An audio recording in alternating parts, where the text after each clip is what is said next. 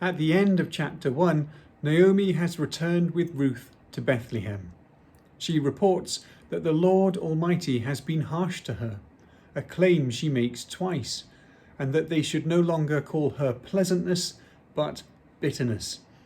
She makes the haunting statement in verse 21 that I went away full, but the Lord has brought me back empty. Naomi's choice of Almighty, in Hebrew Shaddai, as a name for God is unusual. The name of God, Yahweh, occurs in the Old Testament over 6,800 times, but Shaddai occurs only 48 times. There is an association with that name with the blessing of fertility, and so Naomi's choice here may be ironic. But Naomi is unaware that Shaddai has emptied her only so that he might fill her up, not just with sons, but kings. Chapter 2 finds Naomi in a slough of despond. She and Ruth are probably sitting in a depressed silence somewhere. Ruth takes the initiative to find food. She deferentially asks Naomi if she can go and glean, but does not suggest they both go. It may be she wants to spare Naomi the shame, or Naomi simply may be too depressed, or both. Gleaning comes from Leviticus 19:9-10, where leftovers from the harvest were not picked up but left for the poor. Boaz has already been mentioned in verse 1 as a man of some standing or prominence.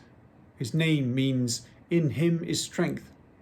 His first words, which come in verse 4, reveal his character as he blesses his workers in the name of the Lord, which was a common form of greeting.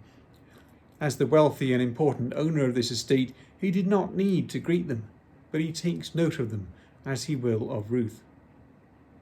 Boaz notices Ruth and asks his servant, "Whose girl is that?" What drew his eye to her? The fact that she was new? Her obvious industry?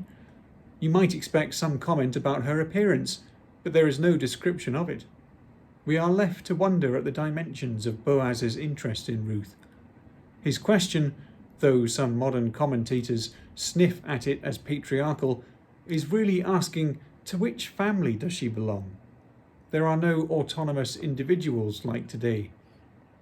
Boaz addresses Ruth first, as befits his social superiority.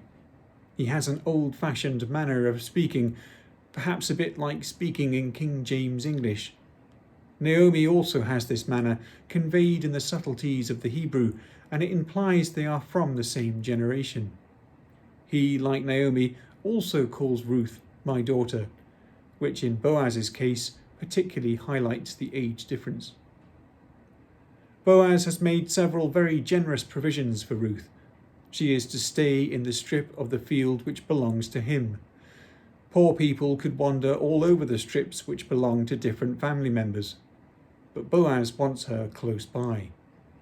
This is partly for safety reasons, as his orders to his men indicate, but also so that he can provide for her. He attaches her to his girls, meaning she is now not simply following as destitute, but going with his paid workers. Men did the cutting with sickles, and women gathered and bundled behind them. Some modern commentators have wondered whether Boaz's actions here are motivated by romantic intentions. He wants to guard Ruth from the young men. But the rabbis thought he was being chivalrous. Ruth herself wonders at his special treatment, especially as she is a foreigner, and a Moabite no less. And having fallen on her face to the ground in gratitude, she asks him. Boaz points to her treatment of Naomi. In verse 11, he describes her actions, which paint her as another Abraham. Her leaving of family and country and coming to a place and people she had not known. And, like Abraham, Ruth will be rewarded for making this sacrifice. He says in verse 12, "May the Lord reward you for your deeds, and may you have a full reward from the Lord, the God of Israel, under whose wings you have come for refuge." It is a wonderful blessing. Boaz wishes then to begin this process of rewarding her.